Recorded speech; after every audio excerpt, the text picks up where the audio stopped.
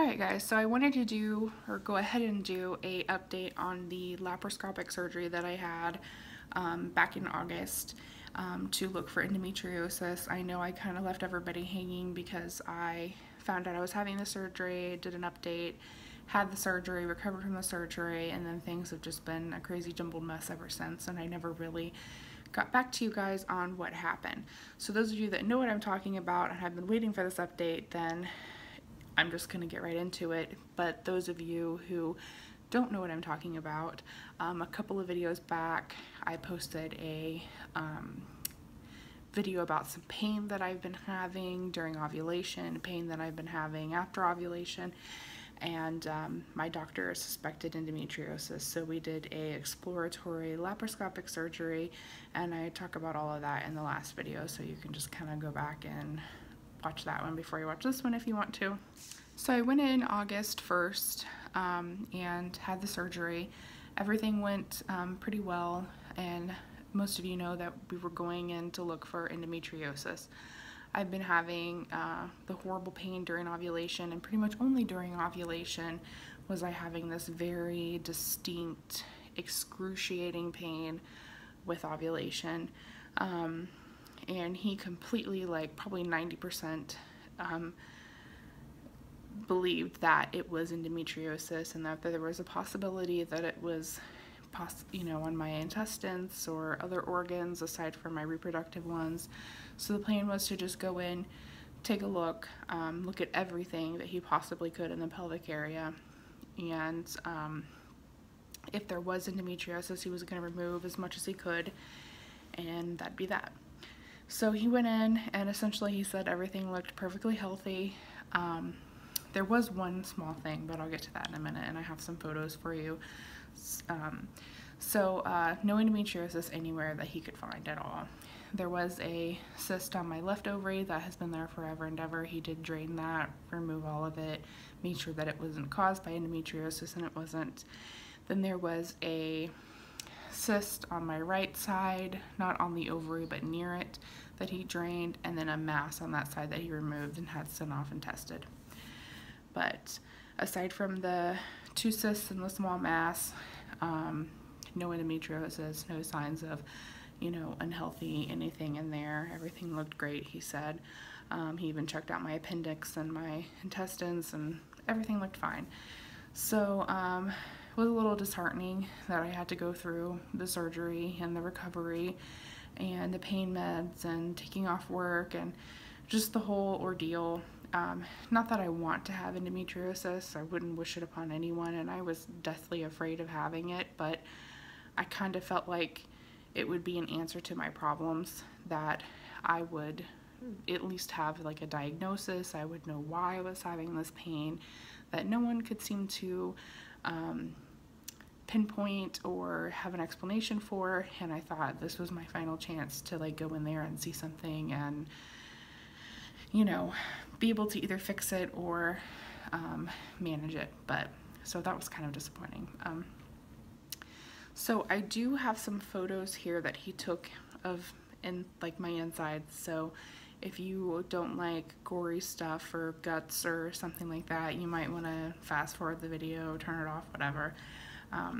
Something that he did find that I thought was just kind of, I don't even know, I don't have a word for it, but every single time that I've had an ultrasound done, whether it was transvaginally or abdominally, and I'm talking going back years and years, when I first started trying for Daisy, every time I've ever had an issue, every doctor I've ever seen, they've done ultrasounds. And every single time they tell me they cannot find my right ovary. And every single time I get the same kind of explanations as to it could be hiding behind a pocket of gas, it could be hiding behind your intestines. They do that. It's totally normal. Don't even worry about it. And every time I have an ultrasound, they look and look and look, and I tell them every time, no one can find my right ovary. Well, the reason is because he found out during the surgery, is that I have a birth defect. When I was in the womb and I was developing, my right ovary did not develop fully. Neither did my fallopian tube or anything that has to do with that ovary on that side. So my left ovary, perfectly healthy, functioning, somewhat, you know, with the PCOS and insulin resistance, it doesn't do exactly what it's supposed to.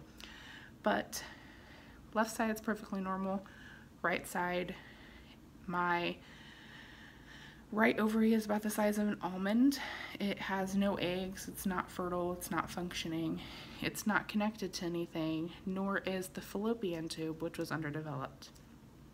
That mass that he found and removed was benign, and when they tested it, it came back to be undeveloped fallopian tube cells.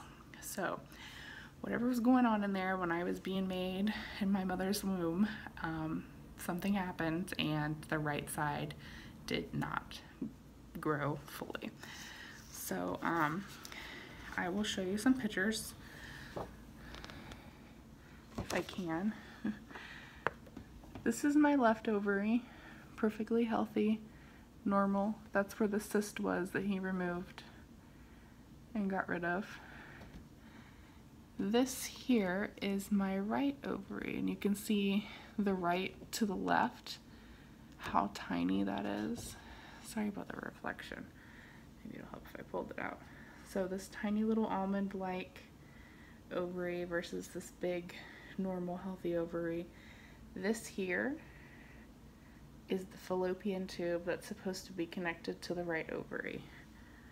Fallopian tube, ovary, fallopian tube, ovary, and then normal left ovary. So, and then it's fallopian tube, that's normal. So I thought that was kind of crazy and just different, I guess. He says that it shouldn't hinder me at all in getting pregnant, having one ovary.